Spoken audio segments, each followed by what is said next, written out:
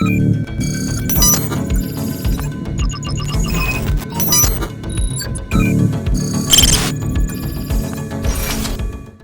अगर आपने कभी रेसिंग गेम्स देखी हो जिसमें डिफरेंट जो स्पोर्ट्समैन हैं वो मतलब आपस में मुकाबला करते हैं और वो दौड़ रहे होते हैं, एक मुफासला, एक डिस्टेंस जो है उनको तय करना होता है, एक मंजिल पर पहुंचना होता है, तो उसमें वो डिफरेंट स्ट्रेटजी या टेक्टिक्स जो है वो यूज़ करते हैं। जितना डिस्टेंस लंबा होगा वो उतनी अपनी स्पीड जो है वो स्लो रखेंगे।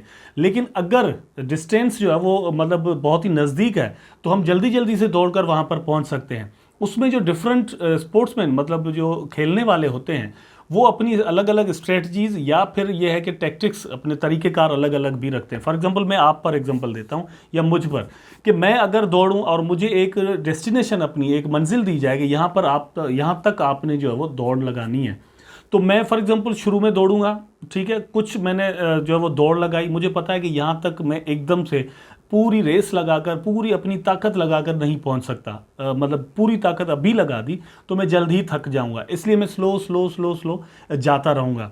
लेकिन एक तरीका यह है कि आप शुरू में थोड़ा दौड़ लगाएं, ठीक है, उसके बाद आप फिर स्लो हो जाएं और फिर आप जो है वो आहिस्ता आहिस्ता करें और कुछ सांस इस तरह से ले लें, फिर आप तेज़ दौड़ें, फिर अपने जो डेस्टिनेशन है उसको भी तय करते जाएं कि अब कितना टाइम मेरे पास बचा है, और इस तरह से आप करते जाएंगे। तो वो आपकी फोर्स होती है जो एक्चुअली आप वहाँ पर लगा रहे होते हैं। यहाँ पर जब ट्रेडिंग दोस्तों आप करते हैं या ट्रेडिंग में आप ये जो कैंडल स्टिक्स बनते हुए देख रहे होते हैं, तो वो भी एक तरह की रेस होती है जो कि बायर्स और सेलर्स के दरमियान चल रही होती है। वहाँ पर वो दोनों अपनी फुल फोर्स लगा रहे होते हैं। आप भी उनमें से ही होते हैं, या फिर आप सेलर होते हैं कभी, या कभी आप बायर होते हैं। आई डोंट नो आप बाइंग की जो है वो ट्रेड करना ज़्यादा पसंद करते हैं या फिर सेलिंग की, लेकिन ये दोनों जो कैरेक्टर्स हैं वो हमें वहाँ पर मिले होते हैं। और इस तरह के बहुत सारे कैरेक्टर सेम टाइम पर अपना रोल प्ले कर रहे होते हैं और वो अपनी फुल फोर्स वहाँ पर लगा रहे होते हैं। तो वो फोर्स जो है वो रिफ्लेक्ट होकर हमारे सामने जो आती है वो कैंडल्स में आती है। अगर कभी बायर्स ने अपनी फुल फोर्स लगा दी होगी तो वो एक कैंडल जो है वो फॉर एग्जांपल बाइंग ट्रेंड में, एक बाइंग और बुलिश ट्रेंड में फुल फोर्स अगर लगा दी है बायर्स ने, तो एक कैंडल आपको कंपैरेटिवली ज़्यादा लंबी नज़र आ सकती है। मतलब एक ही कैंडल आप देखेंगे यार इतने सारे पिप्स या इतने सारे पॉइंट्स जो है वो एक कैंडल, एक घंटे की कैंडल में बन गए। फिर वही कवर करने में मतलब हो सकता है कि सेलर्स को 3 दिन लग जाएं, जो कि कैंडल सिर्फ 1 घंटे के अंदर बनी हो, ठीक है, क्योंकि वहां पर फुल प्रेशर डाला होता है बायर्स ने। तो यहां पर भी दोस्तों साइज ऑफ द कैंडल्स जो है वो भी बड़ा रोल प्ले करती हैं जब आप उनको जज कर रहे होते हैं, जब आप उनको देख रहे होते हैं।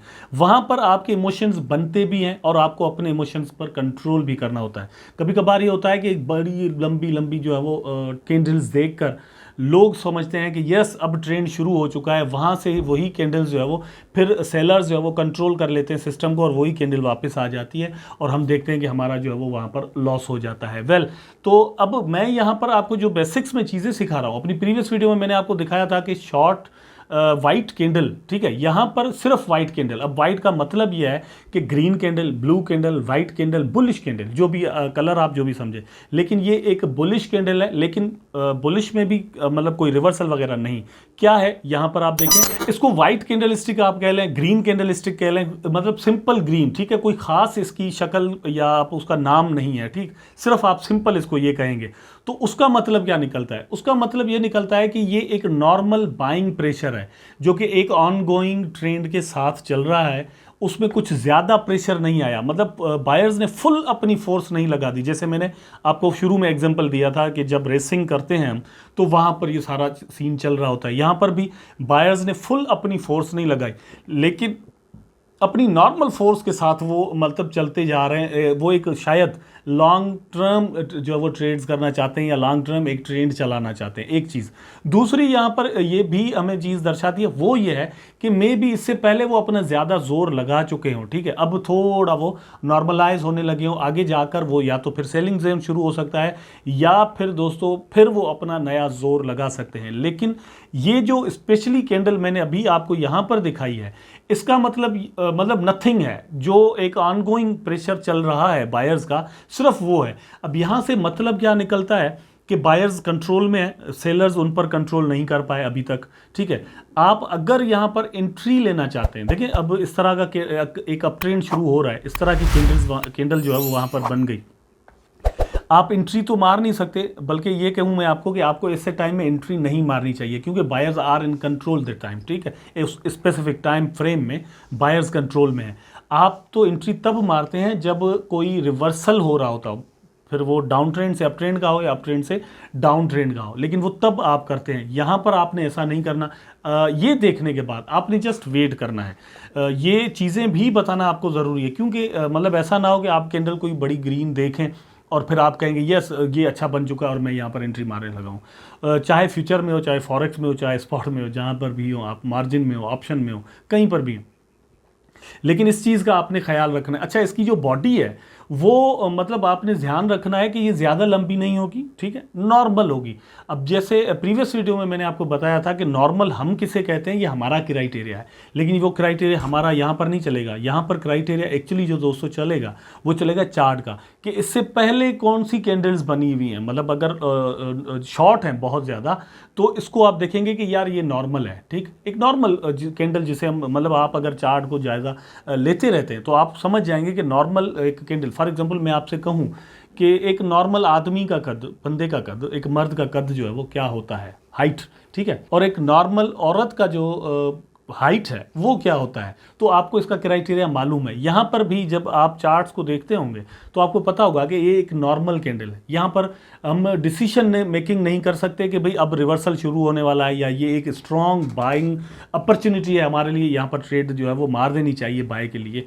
ऐसा नहीं करना, यू शुड वेट ओनली। मैं यहाँ पर क्यों कह रहा हूँ कि आप यू शुड वेट ओनली, यहाँ पर आप देख सकते हैं नीचे जो लिखा हुआ भी आ रहा है ना, वो ये है कि यहाँ से कुछ भी आपको पूरी तरह से मालूम नहीं होता कि ट्रेंड चेंज होने जा रहा है या ये चेंज कंटिन्यू चलने वाला है, कुछ भी जाहिर नहीं होता।